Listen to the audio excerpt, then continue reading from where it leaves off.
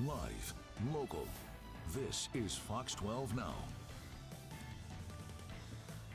Everyone, this is Fox 12 Now. I'm Greg Nibbler. Thanks for joining us. I wanted to pull that picture up here. We are live on Friday, May 30th, 2025, and it looks so nice up there on Mount Hood right now. That's from our ski bowl camera.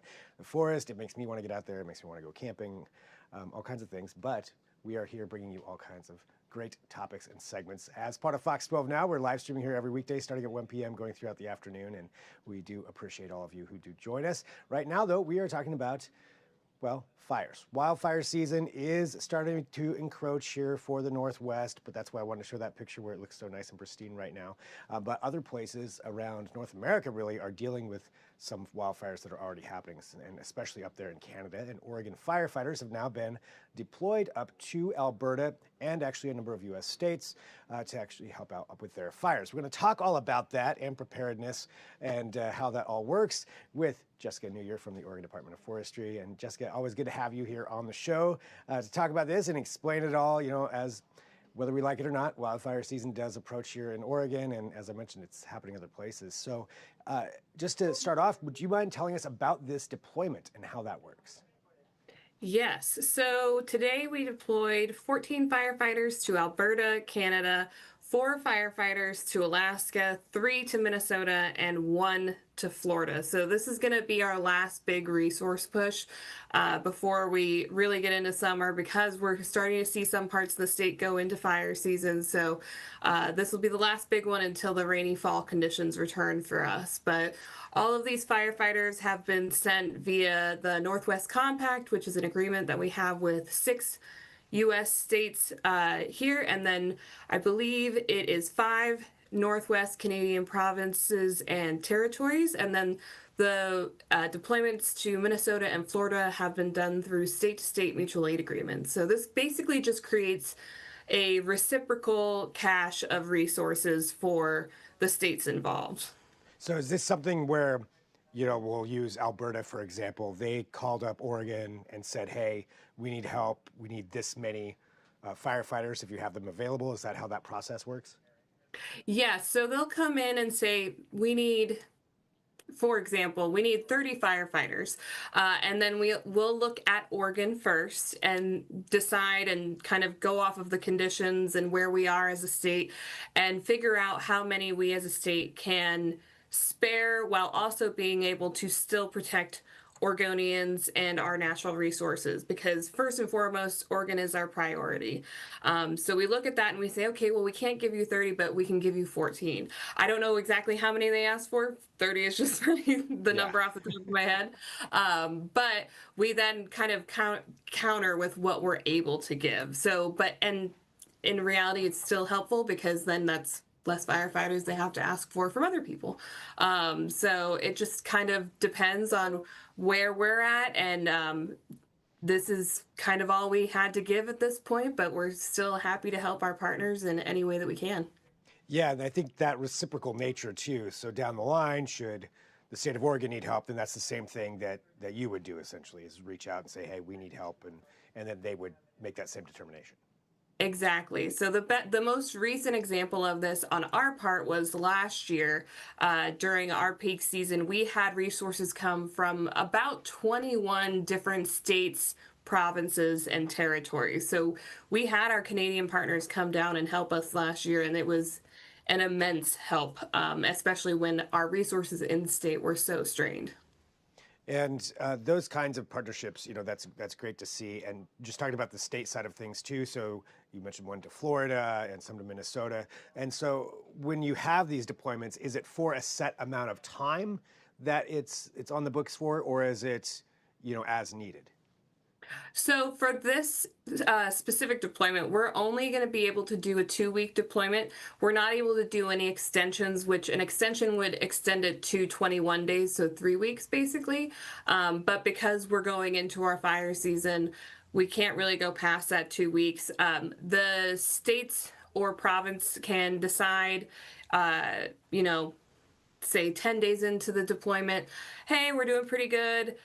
We don't need you guys anymore. We're going to send you home. So they have the potential to come back earlier, but maximum time that they'll be there will be 14 days, which is the standard deployment.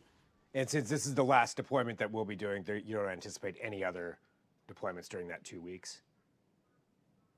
There might be a few extra resources sent to Alberta, but I don't anticipate anything beyond any more large pushes beyond after the 2 weeks.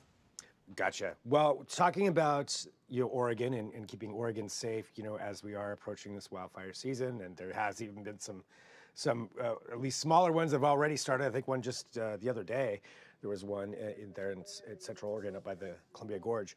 But how prepared are we for this wildfire season that's going to be coming up? We are pretty prepared. We're at a normal status of the year. We're still in some fire schools, depending on where you are in each district. They all kind of do their own. I know we still have one coming up literally tomorrow in the San Am area. And then there's another one that is like a larger Mid-Willamette Valley Fire School that happens at the end of June. But staff and everything like that, we're right on track and prepared for the upcoming fire season. Do you have any anticipation on, I know that's really hard to tell for sure, weather patterns can change, but when we look at the status of the state in the wilderness in the state of Oregon, does it seem like this is going to be an exacerbated wildfire season, normal, less than normal? Any kind of idea on that? We're anticipating a similar season to last year, unfortunately, and that's mainly because the projections are saying that we're gonna see some higher temperatures and lower precipitation than normal. So it's gonna be hot and dry. And after having such great snowpack and no drought, there's gonna be a lot of fuels that have grown and grown and grown. And once that hot, dry weather comes along, they're gonna dry out and be much more susceptible to wildfires. So we're preparing for the worst and hoping for the best, which we do every year, to be honest.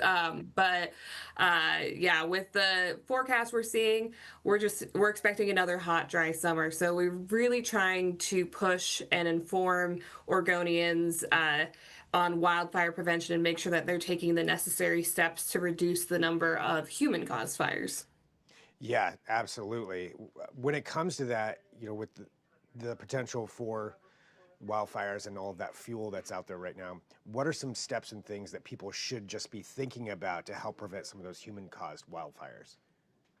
Yeah, so in Oregon, over 75% of our wildfires are human caused. And the top three causes of that are, for number one, debris burning, number two, equipment use, which is a pretty broad range. It's basically anything with a combustion engine, which includes vehicles, lawnmowers, things like that. And then the third is campfires. So for the first one, we're kind of past the point of debris burning. It's starting to really dry out and become hotter.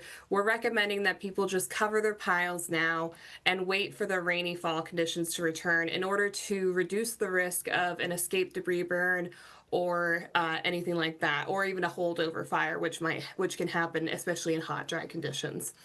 The second, for equipment use, make sure your car's been recently serviced. Don't drag any tow chains. Those two things, a faulty part or a tow chain, can throw sparks into dry grass, and you can be driving down the highway and not even know it. So it's one of those ones where you're 20 miles away and way back there, a roadside fire accidentally started. And then for campfires, we want to make sure that people are keeping their campfires fairly small, always have a bucket of water and a shovel on hand, and stay with the fire at all times. And then when you're done with your fire, be sure to drown, stir, repeat. So you're going to drown it with water, stir it, drown it with water, stir it until it is cold to the touch. Because if there's any heat coming off of that campfire, all it will take is another hot, dry day for that ember to reignite and potentially start a wildfire. So it should be cold. You should be able to touch it, and no heat should be coming off of it. Great advice, yeah, for everybody out there. As I was talking about at the beginning, and now I want to go out camping and getting out into this, enjoying the wilderness here in Oregon. But yeah, those campfires are just so important to put out for people. Mm-hmm. So anything else that you think is important for everybody to know just about, what ODF is doing here for wildfire preparation, or what they can be doing? I would just say that, we're prepared and we're getting ready for this wildfire season and going to be doing the best we can. And the best way that Oregonians can help their wildland firefighters is by practicing wildfire prevention. All right, well, Jessica, thank you very much for joining us. I really appreciate it. Always good to stay informed and educate everybody about all the things that you are doing and then things that everybody else can be doing to help prevent the need as much as possible for wildfire suppression. All right, thank you very much, Jessica. Thank you. And for everybody joining us, this is Fox 12 Now. We are live streaming here from the Fox 12 Oregon newsroom. We're going to take a break. We have plenty more coming up here throughout the afternoon, so thanks for joining us. And don't forget to get that Fox 12 Oregon app. Fox 12 Now segments are all on there for you to watch and everything else that we do here at Fox 12 Oregon. I'll talk to you soon. I'm Greg Nibbler. This is Fox 12 Now.